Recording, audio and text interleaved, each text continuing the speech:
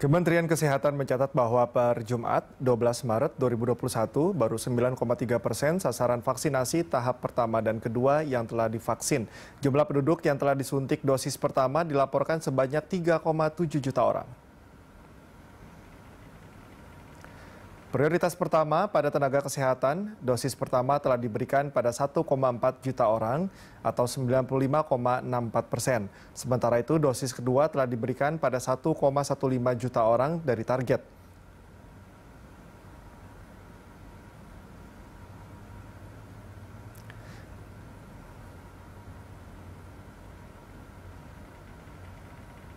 Dari target 17,3 juta petugas publik, lebih dari 1,8 juta orang telah mendapat suntikan dosis pertama atau 10,5%. Sementara dosis 2 baru diberikan pada 182.000 orang.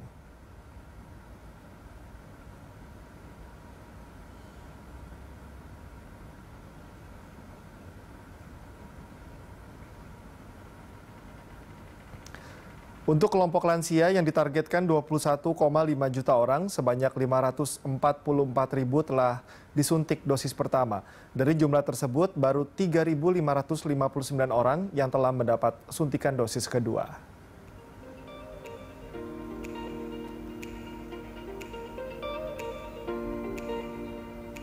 Total hingga 12 Maret 2021, 3,76 juta orang penduduk Indonesia telah mendapat suntikan vaksin dosis pertama atau setara 9,34%.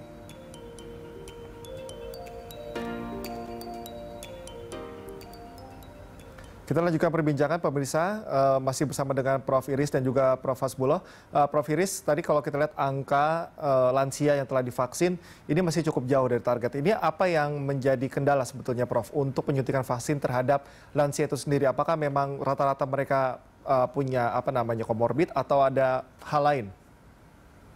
Ya, kelihatannya memang benar karena komorbid ya. Jadi beberapa memang harus dikontrol terlebih dahulu. Jadi bukan tidak boleh, tetapi tertunda.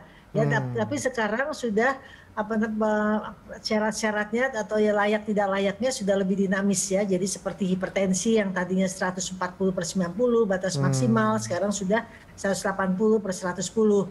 Kemudian yang diabetes yang tadinya harus periksa HbA1c, tetapi sekarang tidak perlu lagi, cukup dengan gula darah yang terkontrol seperti itu. Jadi sudah banyak perubahan-perubahan dinamis untuk layak dan tidak layaknya, sehingga akan mempermudah, akan luas cakupan ya yang tadinya memang banyak kendala-kendala dalam komorbid. Termasuk juga dengan yang autoimun ya, Prof. Itu juga murni, nah, autoimun tidak juga boleh. Demikian ya. Jadi sekarang untuk autoimun kalau terkontrol, terkendali dari dokter yang mengatakan ini sudah oke, itu sudah bisa layak ya. Jadi memang awalnya semuanya dari PAPDI itu kami sangat berhati-hati karena ini vaksin baru, kan belum pernah tahu apa efek simpangnya. Tetapi berjalannya waktu ternyata vaksin ini aman ya. Jadi kita lebih dinamis lagi ya, jadi sudah lebih melonggarkan. Seperti dari POGI pun demikian, yang tadinya ibu menyusui tidak boleh, sekarang ibu menyusui sudah boleh. Ya, jadi sudah banyak kelonggaran-kelonggaran yang memang sudah diberikan untuk layak dan tidak layaknya. Oke, saya mau ke Prof. Hasbuloh. Prof. Hasbuloh, untuk pemberian vaksin ini kan kita tahu harus bertahap, tidak bisa dilakukan secara masif dan cepat begitu ya. Ada tahapan-tahapan, ada juga orang yang mungkin tidak boleh divaksin. Nah, ini juga harus diikuti atau diiringi dengan policy atau kebijakan yang tetap menekankan protokol kesehatan. Anda melihat apakah kebijakan yang diambil oleh pemerintah juga dengan proses vaksin yang sedang dijalani ini berkesinambungan, itu tetap menjaga agar bisa menekan penyebaran COVID-19 ini, Prof? Ya, dari segi kebijakan, pemerintah menetapkan kelompok-kelompok yang berisiko tinggi dan perlu bekerja lebih cepat di dalam mengendalikan COVID yang duluan. Ya. Kelompok-kelompok yang risikonya relatif rendah dan tidak mempunyai tugas hari-hari yang berhubungan dengan banyak orang itu bisa dibelakangin. Tapi dari kelompok yang sudah diprioritaskan duluan oleh pemerintah, tetap harus dilihat keadaan klinis dari masing-masing orang. Sehingga seperti yang Prof. Iris sampaikan tadi, ada kelompok lansia sudah masuk dalam daftar prioritas kedua, ya. Tetapi begitu diperiksa oleh dokter sebelum vaksinasi ternyata tensinya masih tinggi, jantungnya tidak begitu bagus, HbA1c-nya ukuran untuk gula darahnya masih di atas 7. Nah, yang begini ditunda dulu terpaksa. Jadi ada prioritas dari segi kebijakan sesuai dengan kelompok-kelompok resikonya, tapi pada level perorangan terjadi perbedaan-perbedaan. Sehingga apa yang tadinya kita targetkan dengan kelompok berisiko tinggi nggak semuanya tercapai. Sehingga tadi didapat baru kurang dari 10% yang sudah tervaksinasi. Ini memang tantangan kita pada tahap awal, seperti yang Prof. Ili sampaikan, vaksinasi masih baru, para tenaga medis harus berhati-hati karena itu adalah prinsip dasar keamanan. Dan setelah kita mengetahui pengalaman dan reaksi dipantau terus, maka kita bisa mempercepat. Nah, harapannya nanti setelah bulan Juli, vaksin produksinya dari Bio Farma, juga dari COVAX dari luar bisa lebih cepat, maka baru kita lakukan percepatan ya untuk mencapai target yang diharapkan si akhir tahun sudah bisa target minimal tercapai.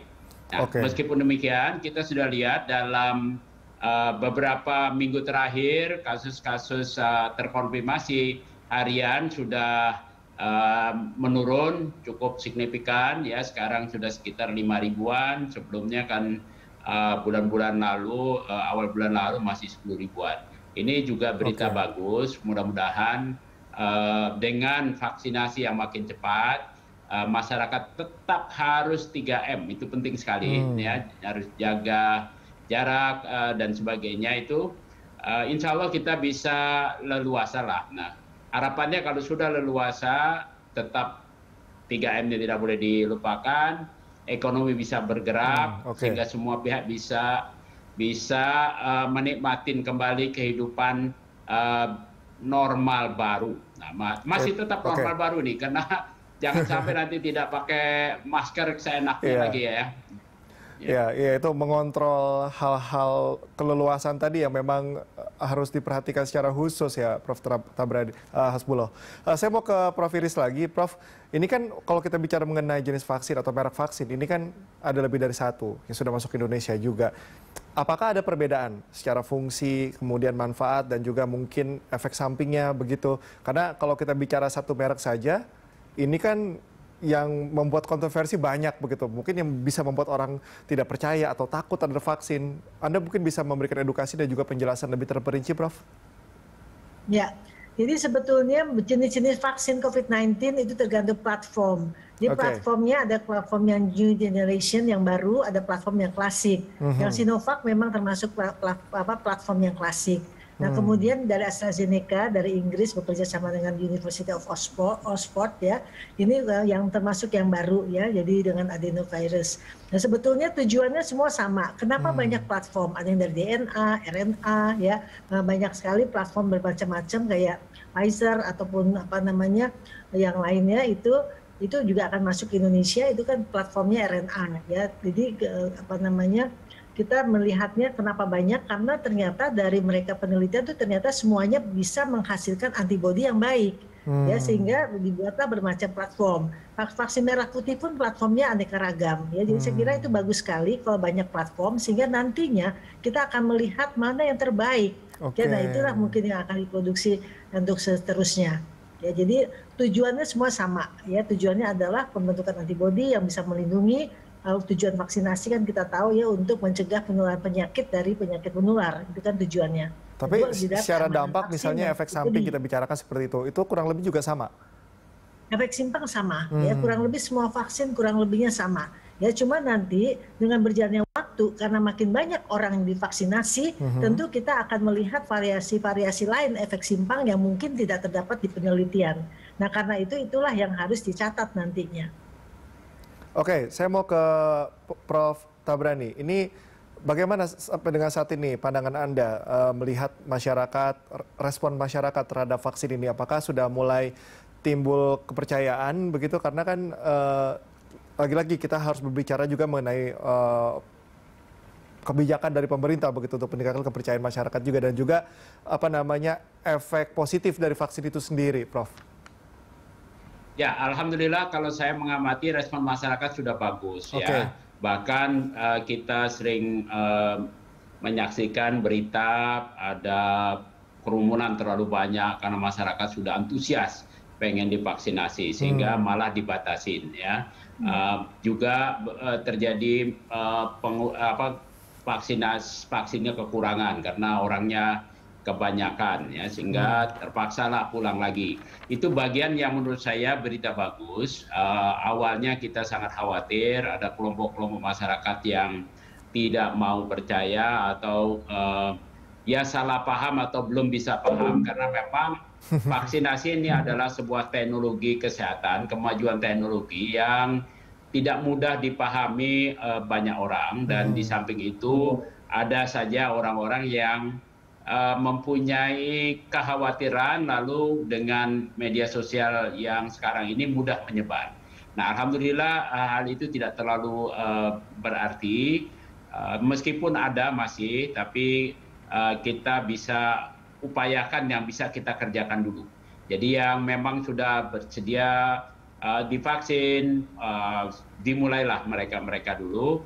Kalau mereka sudah tervaksin, kira-kira masih 90% masyarakat kita dari berbagai survei masih percaya dan mau divaksin. Ya. Nah ini dulu kita selesaikan daripada yang nggak mau, yang nolak ya itu cuma minoritas.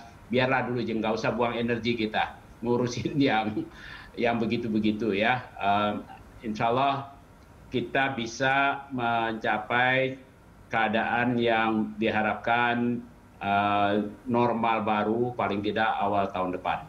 Oke, saya mau ke Prof. Iris lagi.